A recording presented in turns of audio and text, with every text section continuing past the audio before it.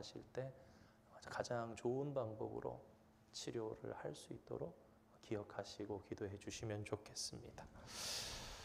우리 지난 수요일 창세기 1장에서부터 11장까지의 이 구속사적인 흐름을 정리해 봤습니다. 하나님께서 처음 디자인하신, 처음 창조하신 그 세계는 선했습니다. 그리고 하나님께서는 원래 아름다운 계획을 가지고 계셨지요. 그런데 그 중에서, 그 계획 속에서 가장 특별하게, 가장 영화롭게, 가장 뛰어나게, 가장 사랑과 애정을 가지시고 창조하신 사람이, 여러 가지 역할들 중에 사람이 맡은 역할이 있었는데 맡겨진 역할을 제대로 감당하지 못했습니다. 자유의지를 가지고 하나님을 떠나 자유하려고 그랬지요. 그러면 자신들이 더 나을 줄 알았습니다. 그 선택이 선악과를 먹으면 나도 하나님같이 되리라 라는 것이었죠. 그런데 인간은 범죄하고 나서야 깨달았습니다. 자신이 가장 나쁜 주인이구나. 죄가 동산에 들어왔습니다. 아담과 하와에서부터 시작된 그 죄는 자손으로 갑니다. 자손은 들판에서 다시금 온 세계로 죄가 퍼져나갑니다. 오늘 우리가 함께 살펴볼 육과의 주제는 오늘 주보에 나온 대로 이스라엘을 선택하신 하나님의 섭리라는 주제입니다. 그래서 앞선 5과에서는 창세기 1장에서 11장까지, 그리고 오늘 6과에서는 창세기 12장에서 50장까지를 마치고 다음 주에는 출애굽기로 들어가려고 합니다. 우리 첫 번째 그림을 한번 보시겠습니다.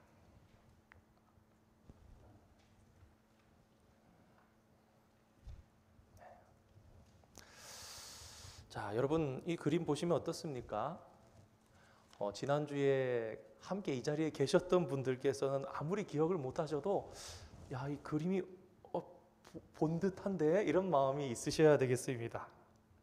자, 우리 지난주에 공부했었던 죄, 은혜, 심판, 은혜 이 순서, 자, 이렇게 잘 보시니까 이 그림이 두 가지가 합쳐져 있다는 것을 알게 됩니다. 그렇죠? 오늘은 자, 이 옆쪽에 있었던 죄, 심판, 은혜, 죄, 심판, 은혜 이렇게 내려오던 거, 그리고 이 창조에서부터 1타락, 지금 그림에 줄여져서 없어 그런데 2타락, 3타락, 4타락 이러면서 바벨탑까지 이렇게 쭉 내려오는 이 모양을 사실은 가지고 있는 5과에서의 하나의 그림. 자, 그리고 또 보니까 5과에서 또 다른 그림이 하나 있죠. 우리가 뭘 살펴봤었죠? 이 쪼개진 지구, 그렇죠? 네, 쪼개져 있는 지구의 모습, 그 가운데 어떻게 되었나 그런 생각을 해봤습니다. 먼저 다시 한번 자세히 살펴보면 왼쪽에 이렇게 4개의 세트, 1세트, 2세트, 3세트, 4세트의 죄, 심판, 은혜, 죄, 심판, 은혜가 있죠. 정리해보면 첫 번째의 죄, 심판, 은혜, 첫 번째 죄는 무엇입니까? 이 아담의 죄였죠. 선악과를 따먹은 죄. 두 번째 죄는 가인의 죄였지요. 형제가 형제를 죽인 죄. 세 번째 죄는 6장의 창세기 6장에 하나님의 아들들이 사람의 딸들을 마음껏 취하고, 이제는 이제 복수를 이렇게 여러 아내를 거느리는 그런 일들이 이제 하나님의 아들들에게까지 이르면서 그들이 육신이 되니라. 영어 성경에 보면 플래시가 됐다, 육체가 됐다 나옵니다. 그리고 네 번째 죄 바벨탑에 대해서 이렇게 나옵니다. 그런데 여러분, 이런 일이 인간이 죄를 범하여 심판받게 되는 이 일들, 아담이 에덴 동산에서 쫓겨나고, 가인이 쫓겨나고, 홍수로 심판받고, 바벨탑의 사건 이후에 흩어지고, 근데 이 일이 인간의 역사 속에 계속해서 일어나는 일입니다. 예를 들어 본다면 사사기 같은 일을 볼 수 있겠죠. 순환 역사라 그러죠. 죄의 순환 고리. 그러나 마치 우리가 그것을 보면서 이 고리는 계속 돌아야 되는 것처럼 생각하시면 절대 안 됩니다. 고리가 계속해서 순환하는구나. 부르짖으면 하나님께서 구원하시고, 구원하시면은 다시 타락하고 살다 보면 괴롭힘 당하고, 괴롭힘 당하니까 다시 부르짖고, 이 구조는 계속해서 반복해서 역사 가운데 써가야 할 하등의 이유가 전혀 없는 것입니다. 그런데 한번 생각해 보시기 바랍니다. 우리가 지난주 주제였지만 죄, 심판, 은혜였어요. 그런데 이 네 가지 세트의 죄, 심판, 은혜, 죄, 심판, 은혜, 창세기 1장에서 11장까지 내용 중에 한 번이라도 하나님께서 은혜를 안 베푸셨으면, 여러분 아담과 하와가 타락했을 때 하나님께서 죄와 심판만 내리고 은혜를 안 베푸시면 거기서 끝난 겁니다. 저와 여러분은 없습니다. 가인이 범죄했을 때에 아벨은 죽었습니다. 가인에게 심판하셨으면 우리는 끝났습니다. 하나님께서 하나님의 아들들이 사람의 딸들을 마음껏하면서 똑같아지고 육체가 됐을 때에 하나님께서 그러나 노아는 은혜를 입었더라 해서 은혜를 입지 못했으면 저와 여러분은 없습니다. 하나님께서 아브라함을 부르시지 않았다면 끝났겠지요. 우리 중간에 보면은 그래서 우리 지구가 쪼개졌던 가장 먼저 어떻게 되었는가? 하나님과 사람이 이렇게 쪼개졌던 거. 그러면서 남자와 여자가, 아담과 하와가 이는 내 뼈요 살 중에 살이라 이랬는데 당신이 나에게 지으셔서 나와 함께한 저 여자가 막 이러면서 그러죠. 형제가 형제를, 가인이 아벨을, 하나님의 아들들이 사람의 딸들을, 가족이, 국가가 점점 바벨탑 사건으로 등지게 되는 그런 모습들 속에, 그리고 여기에다가 이제 추가적으로 정보를 그려놓은 게 이제 보입니다. 자세히 보시면 이 위의 모양은 창조에서부터 무언가 이렇게 아래쪽으로 이렇게 역삼각형 모양으로 흐르고 있는 것을 보게 되는데요. 그런데 자세히 보면 노란색 점선이 이렇게 양쪽으로 흘러서 내려가는 것을 보게 됩니다. 그리고 내려간 곳에 다 보니까 여러 사람들이 이제 서 있는 것을 보게 됩니다. 이것은 무엇을 의미하는 것인가? 인류의 숫자가 시간이 지남에 따라서 증가하게 된 것을 보여주는 것이죠. 아담으로부터 시작된 인류는 꼭지점에서 시작을 했는데 아담 때 타락하고 그런 일들이 있다가, 그러니까 반대로 본다면 여러분 사람의 숫자 자체는 증대하고 있어요. 그렇죠? 그런데 하나님의 관점에서, 영적인 관점에서 본다면 이건 역삼각형이 또 가고 있죠. 무엇 때문에요? 죄 때문에. 최초에 창조한 그 세계는 선했습니다. 선했는데 선했던 그 세상에서 점점 좁아져서 바벨탑 사건 이후에 한 점에서 만납니다. 그리고 거기에 한 사람을 부르신 거예요. 아브라함. 그러니까 영적인 입장에서 보면 숫자일 뿐인 거죠. 많이 태어나도 그냥 살 덩어리들인 뿐입니다. 이미 죽어 있는 거죠. 의미가 없는 겁니다. 무엇을 빼면요? 하나님의 은혜를 빼면. 여러분, 아브라함이 하나님의 부르심을 안 받았었다면 끝났던 거에서 다시 한번 생각해 보게 됩니다. 자, 우리가 그러니까 인류가 번성해 간다는 것은 곧 지난번의 시간에 마치 돌 하나가 연못에 탁 던져지면 이렇게 퍼져나가는 것처럼, 그러나 그 물은 퍼져나가면서 파고가 약해지지만 죄라는 것은 점점 더해지면서 갈수록 더 못한 모습으로 살아가지 않습니까? 주님께서 이 땅에 다시 오시기까지 스스로 회복할 수 있는 방법이 없었어요. 그전에는 정말 그렇게 예표되는 것들로 지키면서 살아가고 짐승의 피로 대신하고 다시 하나님께서 선지자들을 보내시고 그러면서 살아갔던 거죠. 자, 그러면 이제 우리는 아브라함이 선택된 것, 얼마 많은 사람들 중에 아마 아브라함이 선택이 되었겠죠. 그럼 이제 몇 가지 의문을 생각해 볼 수가 있습니다. 첫 번째 의문, 하나님께서는 왜 아브라함을 어떤 목적으로 선택하셨는가? 아브라함과 그 자손들의 입장에서 보면 하나님의 선택을 받은 일은 매우 특별한 일이고 명예로운 일일 것입니다. 그런데 하나님께서 아브라함을 부르신 것은 아무런 이유 없이 부르신 게 아닙니다. 목적이 있어서 부르셨지요. 어떠한 일을 수행하는 사명을 맡기기 위해서 그렇습니다. 여러분 한번 적어보시기 바랍니다. 창세기 18장 19절 말씀, 이거 적어두세요. 목적입니다. 창세기 18장 19절. 신학교 갈 때 뭐 200구절, 300구절 외워라 그러는 것들이 있어요. 시험 보려면. 그래서 막 외웠는데 그중에 창세기 18장 19절이 들어있더라고요. 왜 그런가? 하나님께서 아브라함을 창세기 18장 19절입니다. 하나님께서 아브라함을 부르신 이유가 나 있는 거예요. 내가 그로 그 자식과 권속에게 명하여 여호와의 도를 지켜 의와 공도를 행하게 하려고 너를 택하였나니, 그렇게 적혀 있어요. 하나님께서 아브라함을 부르신 이유는 의와 공도를 행해서 여호와의 도를 자신과 그 자식들이 지켜서 의와 공도를 행해서 살아가도록 하기 위함이라고요. 그러니까 이게 아브라함에게 주신 사명인데, 조금 더 우리가 알아듣기 쉽게 말씀드리면 이렇습니다. 하나님께서 아브라함을 선택하셨다는 것은 이스라엘 민족을 불러내시려고 사람을 선택하신 거예요.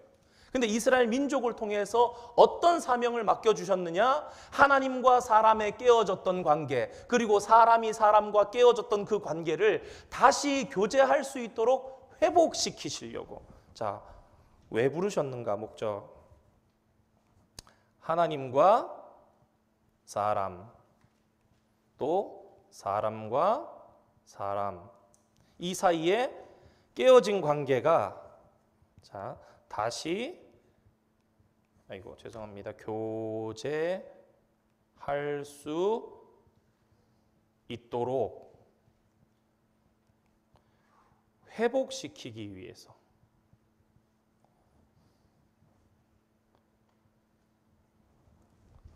그래서 아브라함을 부르신 거예요. 그냥 아브라함 불러놓고 아브라함에게 복을 막 주고 그러시려고 그런 게 아니라, 그러니까 사랑하는 성도 여러분, 아브라함을 부르신 것은 이스라엘 민족을 선택하심은 맞는데, 과연 신약에 예수님께서 오셨을 때처럼 우리는 아브라함의 민족이니까 우리는 구원받고 너희들은 이방인들이니까 다 죽는 거야, 그런 생각. 유대 랍비들이 그런 생각을 했다 그러죠. 저 이방 것들은 다 태어날 필요도 없이 저기 지옥불에 이쑤시개 같이 불쏘시개처럼 다 타버릴 그런 것들인데 쓸데없이 태어나가지고 저런다고. 그게 아니라는 거예요.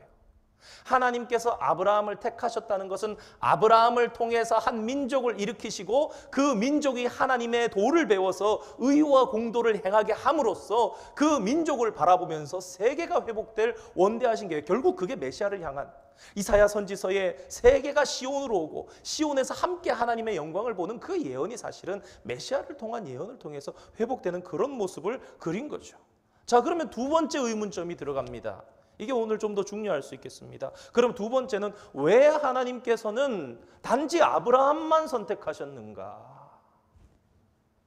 자, 두 번째 질문. 왜 그 밖의 사람들은 선택하지 않으셨나? 여러분, 그런 의문점 생기지 않습니까? 하나님이 아브라함은 부르셨어요. 근데 다른 사람은요? 이렇게 여쭤보면 좀 어려우니까 좀 더 쉽게 다가가기 위해서 여러분들에게 보기를 드리고 고를 수 있게 한번 여쭤보도록 하겠습니다. 자, 한번 세 가지 보기가 있는데 나는 1번, 나는 2번, 나는 3번 이렇게 한번 생각해 보시면서 잘 한번 들어보시기 바랍니다. 질문은 왜 단지 아브라함만 선택하셨나? 자, 1번입니다. 잘 한번 들어보세요. 아브라함은 다른 사람들보다 더 의로운 사람이었으며 또한 어떤 모로 보나 하나님의 부르심을 받을 만한 자격을 갖추고 있었던 사람이다. 1번. 자, 더 의로운 사람이었다는 거예요, 요약한다면. 자, 2번. 하나님께서는 아브라함이 장차 지도자가 될 만한 능력을 가지고 있었다 생각하셨기 때문이다. 지도자가 될 능력이 있으니까. 자질이 있었다는 거죠. 3번. 아브라함은 그 당시에 모든 사람들처럼 우상을 숭배하지 않았던 사람이기 때문이다. 자, 1번, 2번, 3번이 있는데 1번 들을 때는 1번이 정답 같고, 그렇죠? 2번을 듣고 나니까 1번인가 2번인가 그러고 3번을 보니까 또 3번인 것 같기도 해요. 다시 한번 말씀드려보겠습니다. 아브라함은 다른 사람보다 더 의로운 사람이었기 때문에 1번. 2번. 아브라함에게는 그 장차 지도자가 될 만한 능력이, 지도력이 있는 사람이었기 때문에. 3번. 아브라함은 다른 사람들과 달리, 그때 아브라함 당시에 다른 사람들과 달리 우상을 섬기지 않았기 때문에. 자, 우리 이렇게 한 분에게 여쭤보면 민망할 수 있으니까 저는 1번 같습니다. 한번. 예, 아유 감사합니다. 네 분. 2번입니다. 이렇게 생각하시는 분. 이분 지도력이 있었기 때문이다. 2번은 별로 없으시고. 그럼 3번. 아브라함은 우상을 섬기지 않았기 때문이다. 예, 감사합니다. 1번하고 3번 쪽이 이렇게 거의 비슷하게 많으시고 이렇게 지도력이 있었던 사람까지는 아니라고 이렇게 생각을 하시는 것 같습니다. 이게요. 사실은 신앙인들이 들어보면은 다 맞는 것 같아요. 좀 어느 정도씩은 아브라함이 그래도 그러지 않나라는 생각이 듭니다. 근데요, 정답부터 말씀드리면 아브라함은 그를 선택해서 부르실 만한 어떠한 것이 구비되어 있는 사람이었다, 준비되어 있던 사람이었다, 아닙니다. 여러분, 우리가 로마서에 그러잖아요. 전적 타락이에요. 전적 타락. Totally surrender예요. 완전히 우리는 그냥 죽은 거예요. 그리고 뭡니까? 전적 은혜예요. 여러분, 하나님께서 아브라함을 선택하셨는데 그게 구원의 경륜이에요. 그 비밀인데 그걸 설명할 수 있는 사람은 없습니다. 그런데 아주 정확하게 말씀드릴 수 있는 건 아브라함이 무언가 나은 것이 있었느냐? No! 한 개도 없었다는 거예요. 만약에 아브라함이 그 당대의 사람들보다 어떠한 것이라도 나은 것이 있었다면 성경은 그 스토리가 모순입니다. 그 이유를 조금씩 한번 생각해 볼 수도 있겠습니다. 그래서요, 사실은요, 앞서 말씀드린 1번, 2번, 3번 모두 다 완전히 잘못된 진술입니다. 성경을 요약하면 이렇게 돼요. 창세기의 진술들은요, 아브라함은 죄인에 불과하다라고 얘기하는 거예요. 계속해서.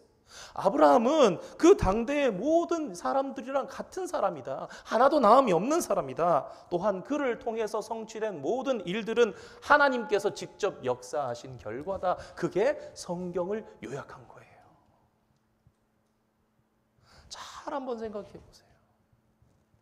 여호수아 24장에 여호수아가 죽기 전에 온 백성에게 설교합니다. 그때에 나와 내 집은 여호와만 섬기겠노라 그러면서 아니야 너희들은 섬기지 못할 거야 그런 얘기를 막 하잖아요. 그러면서 뭐라 그럽니까? 너희의 아버지 아브라함의 아버지 나홀의 아버지 데라는 강 건너 쪽에서 다른 신을 섬겼어 라고 얘기를 합니다. 데라와 아브라함은요 다른 신을 섬겼어요. 그래서 2절에서 그러고 14절에 또 얘기합니다. 너희의 조상들이 강 저쪽과 애굽에서 섬기던 신들, 애굽에서도 우상 숭배를 했어요. 여러분 사실은요 애굽에서 종살이를 할 동안 하나님께서 종으로 살려고 거기 보낸 건 아니에요. 선지서를 잘 읽어보면 너희가 거기서 음란하게 살았기 때문에 하나님의 계획 속에 그래 너희들은 거기서 좀 고생을 하면서 종으로 살아야 돼. 그게 원래의 하나님의 계획이 아니라는 거예요.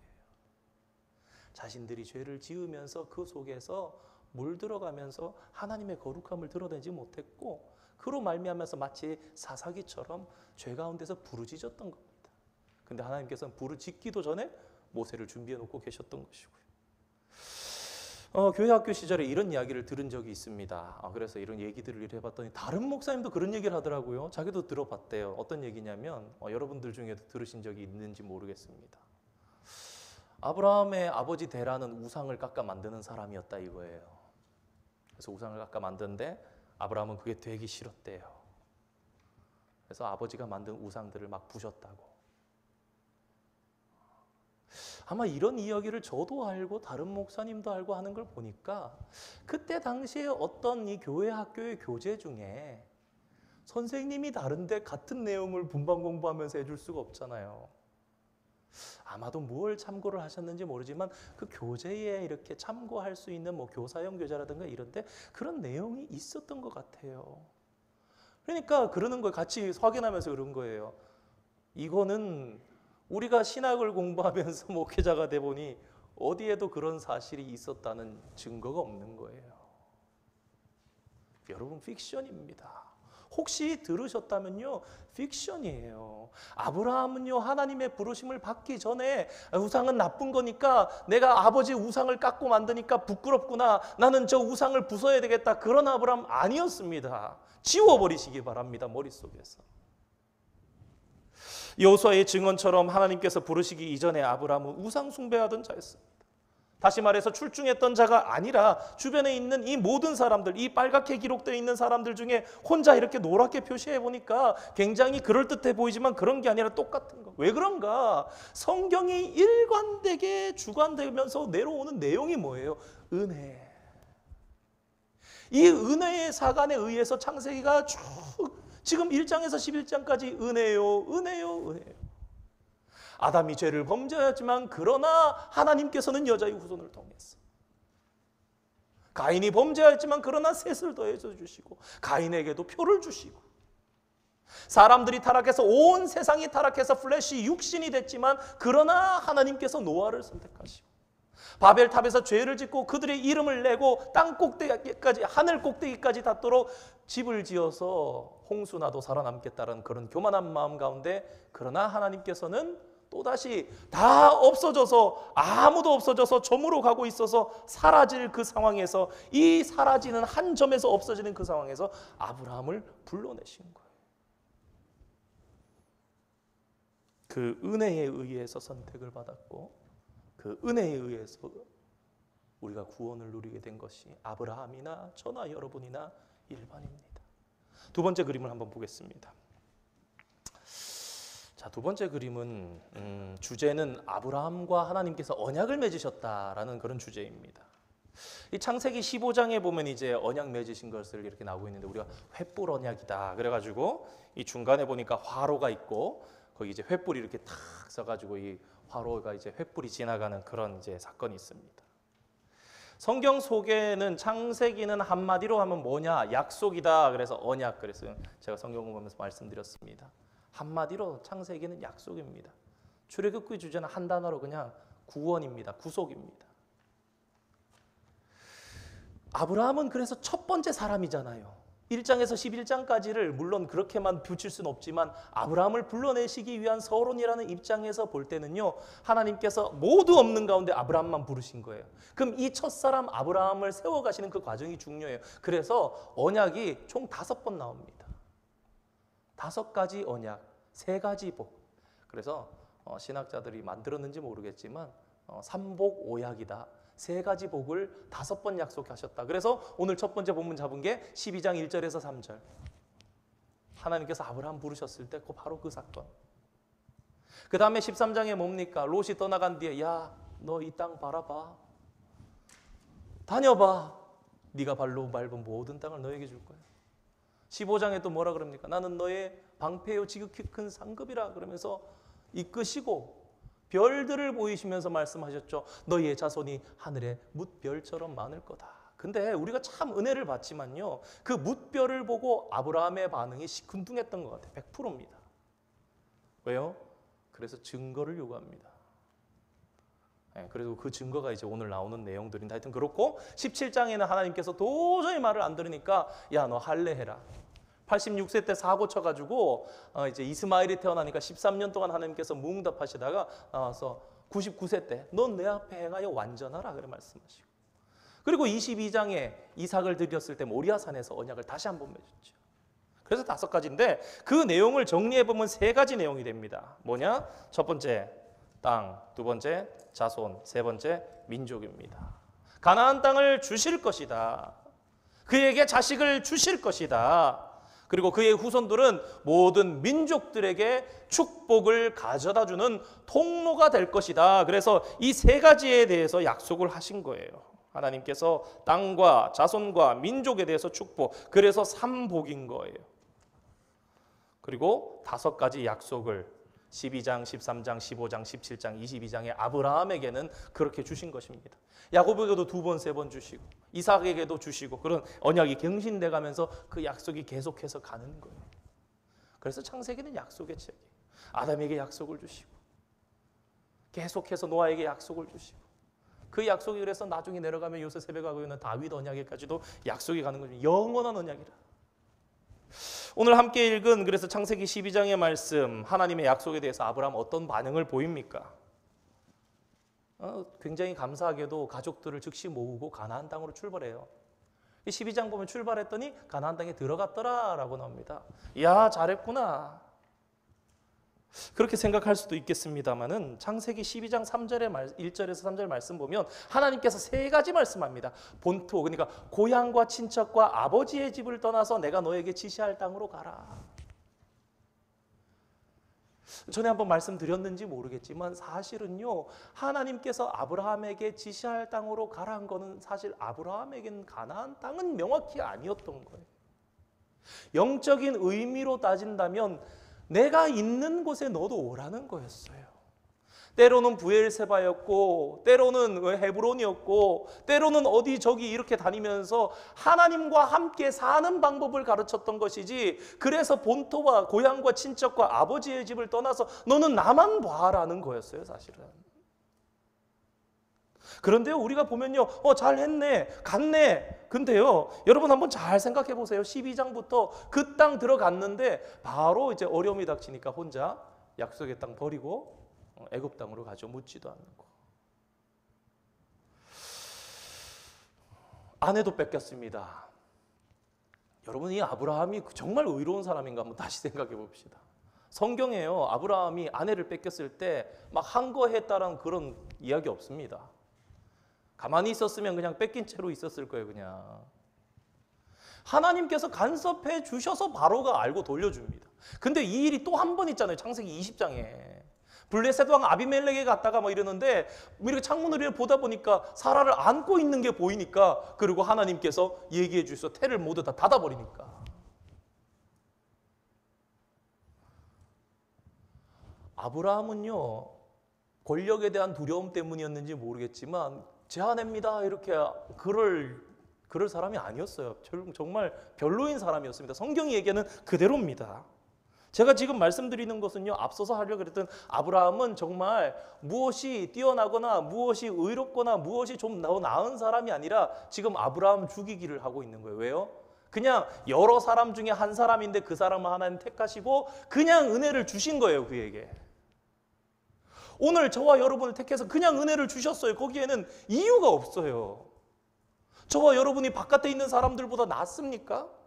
저와 여러분이 그래서 오늘도 저 지옥문으로 향하고 있는, 저 낭떠러지로 가고 있는 그 사람들보다 이 종이 한 장만큼이나 낫습니까? 그렇게 생각한다면 저와 여러분의 마음은요, 교만한 거예요.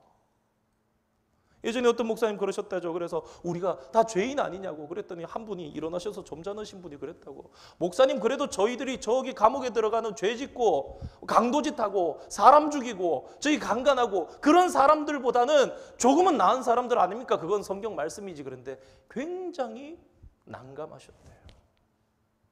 설명을 하기가 난감했던 게 아니라 정말 우리의 마음이 그런가? 그렇다면 얼마나 멀었나? 저와 여러분의 마음속에 그런 마음이 있다면 하나님의 사람의 마음이 아닙니다. 저 도둑질하고 저 범죄하고 그런 사람보다 하나도 나은 게 없는 나. 오히려 그 사람의 다른 걸 모르니 나는 모르는 그 죄들이 더 많은, 더 부족한 나라는 그런 고백이 진실하게 있을 때 우리는 거기서 하나님의 은혜를 발견하게 돼요. 가련하고 비천한 나를 발견할 때 진짜 믿음의 삶이 시작되는 거예요. 아브라함이 그래서 순종하고 간 줄 알았죠. 땅도 버렸죠. 그 아내 이렇게 뺏겼다가 재물을 받았습니다. 그래서 일어나는 일이 뭡니까? 창세기 13장에 롯의 조카 롯의 종들과 아브라함의 종들이 싸웠더라. 왜요? 너무 재산이 많아가지고. 아내 팔아먹고 받은 재산이 너무 많아가지고 이제 같이 때를 못 치는 거예요. 종들도 너무 많아가지고. 여러분, 이 사실을 통해서 무엇을 알게 됩니까? 고향과 친척과 아버지의 집을 떠나라 그랬는데 고향은 떠났는데 친척을 데려왔네. 아버지를 또 데리고 왔네. 물론 이 일에 대해서는 여러분들에게 혹시라도 이 일이 또 수십 년 전에 제가 들었던 이 아브라함은 우상을 부셨더라 그런 것 때문에 픽션이 될지 싶어서 여러분들에게 말씀드리면 두 가지 신학에는 설이 있습니다. 하나는 갈대 우르 땅에서 아브라함을 불러서 이렇게 나왔다. 데라가 그때 같이 나왔다는 설이 있고, 또 하나는 우리 창세기 11장 마지막에 보면은 데라는 하란 땅에서 죽었더라라고. 그래서 하란 땅으로 이주해 와 있다가 그때 아브라함 75세가 됐을 때에 하나님께서 부르셨다는 두 가지 설이 있지만 어찌됐든 엄밀하게 보면요, 하나님께서는 고향과 친척과 아버지의 집을 떠나서 가라 그랬는데 고향은 떠났는데 친척도 데리고 왔고 아버지도 있었다 이거예요. 그 친척 왜 데려왔냐? 자기 후계자 삼으려고. 여러분 성경을 잘 보면요, 이 롯의 아버지가 일찍 죽어요. 그리고 아브라함은 자식이 없어요. 롯은 아버지가 없고 아브라함은 자식이 없다고요. 삼촌이에요. 그냥 데려온 게 아니에요. 롯이 같이 있다는 건요, 아브라함이 믿음이 없다는 겁니다. 그 롯이 떠나가니까 창세기 15장에 뭐라 그럽니까? 내 종 엘리에셀, 다메섹 사람 엘리에셀이 저희 후사입니다. 그 얘기하고 있는 거예요.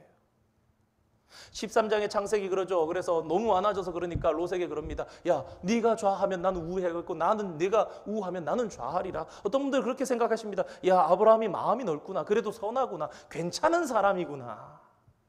근데 여러분 창세기 13장의 그 말씀도요, 어떠한 아브라함의 나음을 설명하는 게 아니에요. 여러분 이렇게 한번 접근해 봅시다. 만약에 롯이 삼촌 그러면 저는 가나안 땅으로 가겠습니다.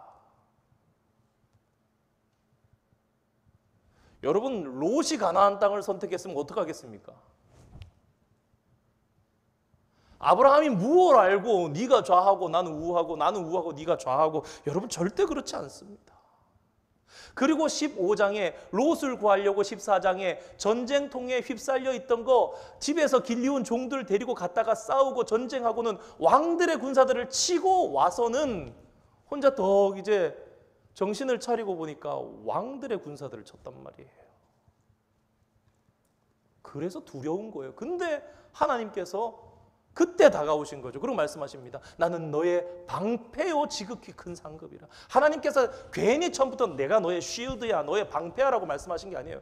아브라함이 벌벌벌 떨고 있어요. 나는 그냥 가족인데 저 왕들이 도시연맹 국가들이 있는데 나를 치러 오면 어떡하냐. 내가 저거 다 쳐서 재산들 다 빼앗고 제사장 멜기세덱에게도 주고 막 나눠주고 롯 구해가지고 다 하고 그랬는데 누가 우리 군사들 이랬냐 이러면 어떡하냐 이거예요. 그 가운데 정신을 차리고 현실을 보고 있는데 덜덜덜 떨고 있는데 하나님 나타나셔서 내가 방패야 그런 거예요. 근데 하나님께 이 아브라함이 시큰둥한 거예요. 저는 후사가 없는데요, 제가 무슨 상급을 받았습니까? 그러는 거예요. 그래서 그날 준비하라 그러는 것이 하나님께서 아브라함에게 야, 짐승들을 반 잘라서 둘로 쪼개. 예전에 어떤 성경 교재 보면 그런 거 있더라고요. 아브라함이 그 짐승들을 쪼개 놓은 거를 독수리가 오길래 쫓았다고, 그게 의롭다고. 물론 뭐 조금 그래도 그 마음이, 이거 하나님이 준비하라 그러신 건데 그런 마음이 아주 조금 있을지 모르겠는데요, 성경이 말하는 큰 그림이 이겁니다. 그는 잤더라. 그는 잠들었어요. 근데 이 잠이 무엇을 이야기하느냐? 원어를 살펴보면요, 하나님께서 아담에게 깊은 잠이 들게 하시고 그의 갈빗대를 취하여 여자를 만드셨다라는, 그 깊이 잠들게 하다는 그 잠자다라는 표현과 똑같아요. 하나님께서 그렇게 해서 그의 의지가 전혀 없는 상황 가운데 일방적으로 횃불이 슉 지나간 거예요. 그 밤에 쪼개놓은 짐승들 사이로 슉 지나가는 거예요. 하나님 함께 한 거 아니에요. 하나님 증거를 보여주십시오. 그러면 제가 뭘로 믿습니까? 하나님, 제가 하나님 믿고 따라다닌 세월이 얼만데 그러면서 그렇게 했더니, 그러고 나서 하나님께서 주신 언약이 그거예요. 근데 이게 보통 그 언약이라는 것이 쌍방간에 서로 맺는 거예요. 자, 나 하나님, 너 아브라함 도장 찍어, 이러는 게 일반인데, 아브라함은 의지가 없어요. 그냥 일방적이에요. 하나님이 그냥 맺는 거예요, 그냥. 그래서 하나님 혼자 지나가시는 거, 그 횃불 사이, 횃불로 그 짐승 사이를 지나가는 겁니다. 여러분, 이것은요, 고대에 있었던 가장 강력한 계약으로서 신하들이라면 왕을 모시고 그 앞에서 행하는 것이고, 일반 백성들 사이라면 두 사람이 딱 와서 성주나 그 귀족들 앞에서 하는 거예요. 예를 들어 짐승들을 이렇게 쪼개놨으면 이 가운데로 지나갔다가 오는 거예요. 그러면서 야, 너희들이 이제 오늘 언약 맺었어, 내가 앞에서 이걸 봤어라는 권력이 뛰어난 사람이, 이 두 사람을 어떻게든지 할 수 있는 사람이 어떤 계약을 맺는 거냐? 이 약속을 지키지 않으면 너희들 여기 있는 짐승처럼 반 갈라 죽일 거야 라는 거예요. 근데 아브라함이 오케이 하나님 좋습니다. 저 그러면 약속 맺습니다. 저에게 땅과 자손과 민족들 주십시오 라고 생각하고 그렇게 했던 것이 아니라 하나님 혼자 왔다 갔다 하신 거라고요. 그 밤에. 하나님은 아브라함은 의지가 없어요. 그는 무언가 이렇게 다른 그런 것들이 없는 거예요. 그 상황 가운데 하나님이 왔다 갔다 하신 거예요. 여러분 세계에서 하나님보다 큰 이가 있습니까? 그러니까 하나님께서 당신의 이름을 거시고 갔다 왔다 하셨다고 그 다음에 뭐예요? 내가 안 지키면 이 짐승들처럼 나의 생명을 걸겠다는 거예요. 저는 이 표현이요 너무 귀한 거예요. 하나님이세요. 하나님이 생명을 거셨어요. 그러고 나니까 예언서가 보이더라고요. 내가 나의 삶으로 말하노니 명하노니. 이사야 선지자에 그랬죠. 예레미야 선지서에 그랬죠. 내가 나의 삶을 두고 맹세하노니. 아브라함에게 하셨던 그 말씀이에요. 야, 내가 쪼갠 고기 사이로 지나간 같이 내가 이거 안 지키면 내가 영적인 존재이지만 내 목숨을 걸고 내 생명을 걸고 너에게 이거 반드시 지키겠다. 여러분 그 밤이요 그렇게 가슴이 뜨거웠던 아브라함이 뜨거웠던 밤이었어요. 그런데 거기에 있어서 아브라함이 선택이 있었냐? 없었어요. 거기에 대해서 아브라함이 지켜야 될 거 있었냐? 없었어요. 아브라함 네가 어떻게 살든지 내 약속을 지키든지 안 지키든지 그런 상관없이 내가 너에게 무조건 복을 주어서 너는 자손이 있게 할 거고 너는 가나안 땅을 차지하게 할 거고 너는 너에게서부터 민족들이 나올 거라고 약속해 주시는 거예요. 신실하든지 신실하지 않든지 그가 지키든지 잠을 자든지 그가 무엇을 상과하든지 복을 주겠다. 여러분 이거는요 시내산에서 맺었던 언약하고는 다른 겁니다. 시내산 언약은요 너희가 지키면 내가 복 주겠다였어요. 성경에 이런 약속이 몇 가지 나옵니다. 우리가 며칠 전 새벽에 봤던 다윗 언약도 마찬가지예요. 다윗이 어떻게 하든지 그의 후손들에게 복을 주고 어떻게 하든지 내가 너의 후손에서 메시아가 나게 하겠다. 그게 하나님의 약속인데 일방적인 계약이에요. 다윗이 뭐 거기서 뭐 했습니까? 그냥 듣기만 하죠. 나단 선지자 통해서 듣기만 합니다. 그냥 하나님이 하시는 거예요 그냥. 그리고 메시아를 주신 겁니다. 네가 어찌 하든지 간에. 우리 마지막 그림 한번 보겠습니다. 자, 오늘 창세기를 끝내도록 할 텐데요. 창세기 11장 이후로 나오는 내용들은 네 사람의 우리 족장에 대해서 나옵니다. 12장에서부터 이렇게 50장까지, 12장에서 25장까지는 아브라함, 25장에서 28장까지는 이삭, 뭐 이렇게 겹치긴 합니다만 주된 스토리 자체는 28장부터 야곱으로 넘어갑니다. 그러다가 37장에서부터는 이제 요셉이 주된 이야기가 돼서 물론 야곱도 50장에 이르러 죽지만 실질적인 스토리는 이제 37장에서부터 50장까지는 요셉의 이야기로 갑니다. 수많은 가족들의 계보가 보이는 것 같습니다. 목사님 이건 너무 복잡합니다. 그런데 다 생략하고 중요한 것만 넣어놓은 겁니다. 이 족보들이 별로 중요하지 않은 것처럼 보이지만 실제로 매우 중요한 메시지를 담고 있습니다. 왜 족보인가? 하나님의 은혜의 흐름이 있기 때문입니다. 여러분 이 족보를 한번 잘 보세요. 그러면서 오른쪽으로만 따라오시기 바랍니다. 자, 한번 이렇게 한번 하나님의 은혜가 구속사가 이 족보 가운데 오른쪽 방향으로만 흐르고 있는 거예요. 아담, 셋, 에노스, 아세데, 게난, 마할랄렐, 야렛, 에녹, 무드셀라, 라멕, 노아. 그래서 이 셋과 노아 사이에는 여러분 이게 생략되어 있는 겁니다. 사람이. 그리고 노아의 아들 셈과 함과 야벳 중에 셈으로 선택돼서 내려가지요. 여기도 셈, 아르박삭, 셀라, 에벨르 그래서 이제 있죠. 에벨, 벨렉, 루 이렇게 해서 내려갑니다만 데라까지 와서 아브라함으로 내려가고 이렇게 갑니다만 여기도 이제 10대가 생략되어 있는 것이고. 그래서 아브라함, 이삭, 야곱 해서 쭉 내려가면 룻기에 저기까지 해서 유다, 베레스, 헤스론, 람, 암미나답 이렇게 해서 나손, 살몬, 뭐 이제 보아스, 오벳, 이세, 이제 다윗 이렇게 해서 쭉 가면은 14대 해서 마태복음 그 족보가 이루어지는 거죠. 자, 그러니까 구속사는 아담에서 셋으로 가고 셋에서 노아로, 노아에서 셈으로, 셈에서 쭉 내려가서 데라, 아브라함으로, 아브라함에서 이삭, 야곱에서 야곱의 아들 12지파가 12아들이 12지파가 됩니다. 한 가지만 더 살펴보고 마치겠습니다. 이제 왼쪽 지파들을 봅시다. 자, 우리가 쭉 보다가 여기는 의미가 없습니다. 왜냐하면은 이 다른 아들들 얘기하다가 노아 때 다 죽으니까 끝나지 않습니까? 자, 근데 우리가 이제 노아에서부터 다시 시작된 후손들을 볼 때 셈과 함과 야벳인데 셈족으로 해서 예수님께서 오시고, 자, 함족으로 해서 함은 가나안의 아버지라 그래서 가나안 족속, 가나안의 7족속, 이스라엘 백성들이 들어가서 그 땅을 차지할 때 있었던 그 7족속이 함의 아들 자손들입니다. 여러분 아까 말씀드렸던 것처럼 하란은 벌써 죽었어요. 하란은 죽고 롯이 왔어요. 롯에 의해서 누가 나옵니까? 여러분 모압이 나오죠. 암몬이 나오죠. 그 딸들 큰딸 작은 딸에서 모압 암몬 나왔습니다. 이게요, 왼쪽에 있는 결이 이스라엘을 자주 괴롭혔던 이웃 나라들의 기원입니다. 그 다음에 또 블레셋이 나옵니다. 여러분 블레셋은 어디서 나옵니까? 블레셋이요 함의 자손입니다. 여러분 요 옆에 하나만 적어 놓으시고 나중에 한번 찾아보시기 바랍니다. 함 옆에 이 창세기 10장 14절, 우리 요거 적기만 하고 제가 읽어드릴게요. 창세기 10장 14절. 함의 자손에 대해서 쭉 내려가다가 창세기 10장 14절에 바드루심과 가슬루힘과 갑도림을 낳았더라. 그러고는 가슬루힘에서 블레셋이 나왔더라. 이렇게 돼 있고요. 자, 그 다음에 봅시다. 모압과 암몬을 했죠. 그 다음에 미디안 족속이 어디서 나오느냐? 여러분 미디안 족속이 창세기 25장 2절에 나옵니다. 미디안 족속. 여러분 이거는 어디서 나오면요, 아브라함이 이제 자신의 아내 사라가 죽고 나서 그두라라는 후처를 둡니다. 욕산, 시므론 이렇게 하면서 나오는 거기서 이제 미디안도 나옵니다. 자, 그리고 또 뭘 살펴볼 수 있죠? 자, 이스마엘 족속. 이스마엘 족속. 자, 에서에게서 에돔 족속 나오고 여기서 또 아말렉도 나옵니다.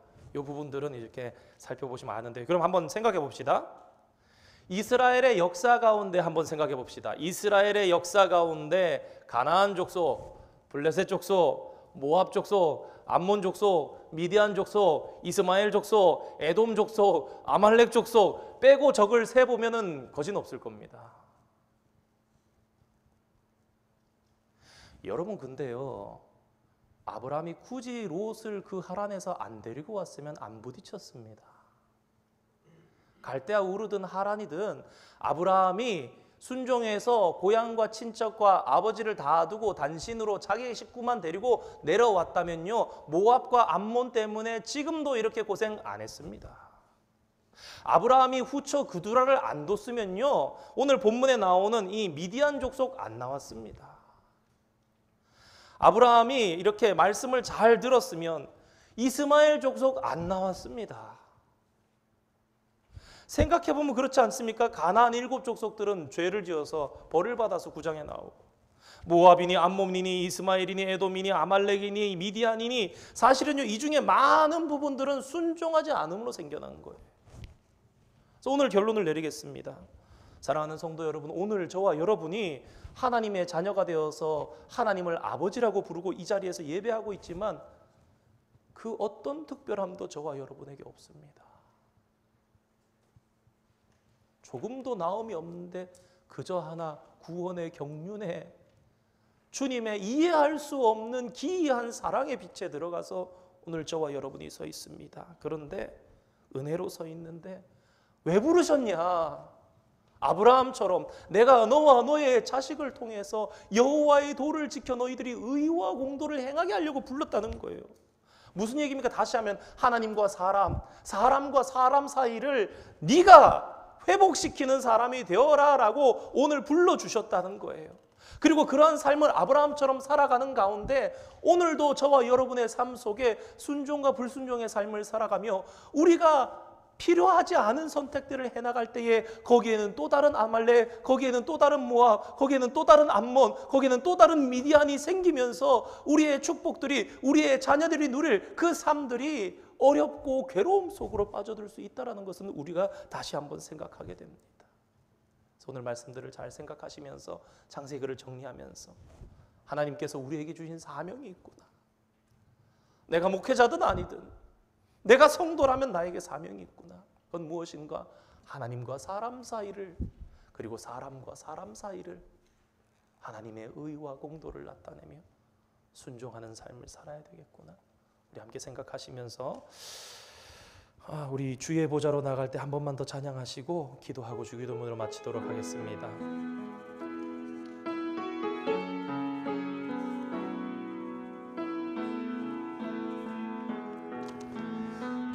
주의 보좌로 나갈 때에 어떻게 나가야 할까? 나를 구원한 주의 십자가 그것을 믿으며 가네. 주의 보좌로 나갈 때 주의 보좌로 나갈 때에 나 여전히 부족하나 나를 품으신 주의 그 사랑 그것을 믿으며 가네. 자격 없는 내 힘이 아닌 자격 없는 내 힘이 아닌 오직 예수님의 보혈로 자격 없는 내 힘이 아닌 오직 예수님의 보혈로 십자가의 보혈 완전하신 사랑 힘입어 나아갑니다. 십자가의 보혈 완전하신 사랑 힘입어 예배합니다.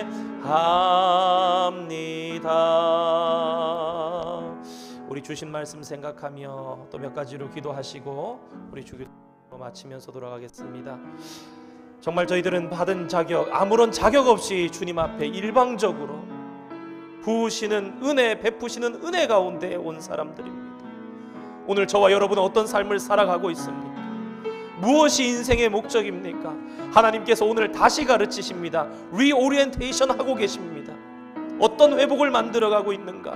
사람과 사람 사이는 자연과 환경에는 동물들에는 하나님께서 창조하신 모든 피조물들은 우리가 정말 하나님의 거룩한 영상을 덧입기를 기다리고 고대한다 그랬습니다. 오늘 우리는 청지기로서의 삶을 살아가고 있는가 살피며 다시 한번 다짐하는 시간 되기를 원합니다. 교회의 여러 가지 일들을 위해서 또한 선교지의 일들을 위해서 잠시 또 함께 기도하겠습니다. 에콰도르 건축 또한 헌당 예배를 위해서 또 우리 교회 선교팀 방문의 일정을 위해서 또 헌당 예배 그곳에서 드려지는 모든 일들 우리 교회에서 지금 진행하고 있는 주차장 공사 시작된 한글학교 또 시작할 금요 성경 공부 10월에 있을 전교인 걷기 대회 온가족 예배 정책당회 또 우리 가운데 있는 연약한 자들을 위해서 질병으로 고통 가운데 있는 자들을 위해서 또한 상처받은 한인들 이곳에 사는 솔주베리의 많은 영혼들을 치유하고 회복시키는 일에 앞장서는 저와 여러분 되게 해달라고 우리 함께 잠시 마음 모아서 한 2분만 통성으로 기도하고 주기도문으로 마치겠습니다. 거룩하신 아버지 하나님 주님의 은혜와 사랑을 감사드립니다. 하나님 정말 자격이 없는 저희들입니다. 손톱만큼이라도 종이 한 장만큼이라도 더 낫다고 생각했던 저희들의 마음이 있다면 하나님 그것까지도 내리게 하여 주시고 아버지 하나님 아무것도 없는 정말 불이 살라버리고 지나간 것 같은 그곳 가운데 정말 거름더미 같은 아버지 하나님이셔 그 속에서 저희들을 건지시고 일방적으로 생명을 불어넣어 생명을 넣어놓으시고는 믿음으로 살리라 말씀하신 주님의 그 은혜와 주님의 그 믿음에 대한 비밀과 아버지 오묘하신 섭리가 저희들 속에 한 걸음 더 다가오는 시간 되기를 원합니다. 묵상하며 말씀 속에 걸어가게 하여 주시고 순종의 삶 속에 하나님께서 부으시는 은혜를 누리게 하여 주시고 아버지 하나님이셔 회복과 아버지 하나님이셔 정말 청지기로서의 사명을 잘 감당하는 저희들의 삶 되기를 하나님 도우시고 역사하여 주시옵소서. 교회의 여러 가지 일들을 위해서 기도합니다. 선교지를 위해 기도합니다. 세계의 모든 선교사님들과 아버지 하나님께서 선교지들 가운데 아버지 하나님 어려움이 없게 하시고 오늘도 그 땅에 아버지 하나님이시 어두운 권세가 떠나가게 하여 주시고 아버지 하나님의 커드를 건축을 아버지 하나님이시 붙잡아 주시고 헌당 예배 위에 인도하여 주시고 아버지 교회의 모든 행사들 가운데 주관하시며 모이는 생명들마다 아버지 하나님 이 안에서 평안과 축복을 누리게 하여 주시옵소서. 질병 가운데 부르짖는 교인들이 있습니다. 아버지 하나님이시여, 교회를 나왔다가 상처받은 한인들도 있습니다. 오래된 상처, 가까운 상처, 아버지 하나님 그 모닝과 아버지 하나님 문제들을 모두 다 아시오니 주님이시여 불쌍히 여겨주시고, 행여나 아버지 하나님 저희들의 말과 행동, 아버지 하나님 저희들이 실수로 만들어진 아버지 하나님 그런 일들이 있다면 회개하면서 아버지 하나님 손을 내밀 수 있는 용기와 결단을 허락하여 주시고, 주님 회복과 치유의 역사로 나아가는 아버지 하나님 저희들 교회 될 수 있도록 주님 축복하여 주시고 인도하여 주시옵소서.